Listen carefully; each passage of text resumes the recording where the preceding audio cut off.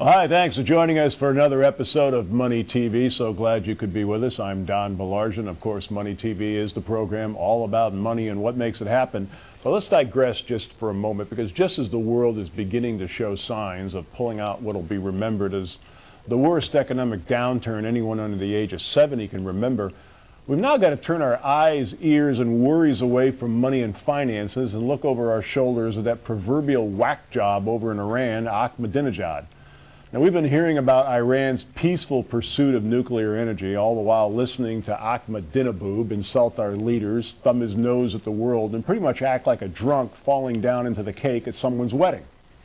Last week, Defense Secretary Robert Gates acknowledged that while Iran likely doesn't have nuclear weapon capability yet, that milestone may be only a few months to a year away.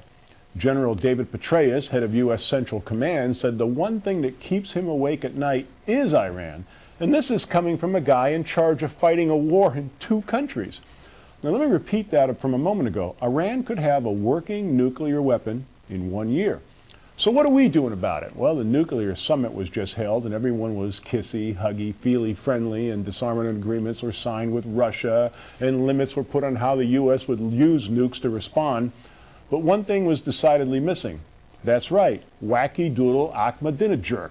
Iran's nuclear policies weren't even on the agenda at the nuclear summit. Did someone not get the email? How does that not get on the agenda? We're talking about a nutcase who won't respond to diplomacy, thinks he can behave however he feels without the intervention of the civilized world. Whenever someone puts a microphone to his mouth, he denies the Holocaust ever happened. This guy actually seems to enjoy being an antagonizer. He likes seeing his face on CNN. He's just having a wonderful time. There was enough stockpiled nuclear weapons to fry the earth about 8 times over, but the possibility of just that happening is what has kept the sane and civilized world from actually using the darn things. Now, is that the best policy? Well, probably not, but for the time being, it's what we have, and it has worked for nearly 70 years. Can you imagine Ahmadinejad getting his hands on a nuclear weapon? It'd be like buying a 15-year-old kid a new Ferrari. There's just no way he's going to leave it in the garage. Now, keep this in mind while we get away from that. Toll-free number, 888-259-4449. That's good from anywhere in the world you're watching this program, even Iran. When you do call, be sure and ask to be added to the subscription list of our Money TV newsletter. Again, 888-259-4449. You can also text Money TV to go 800. You can visit us at moneytv.net. And we'd love to have you follow us on Facebook and Twitter.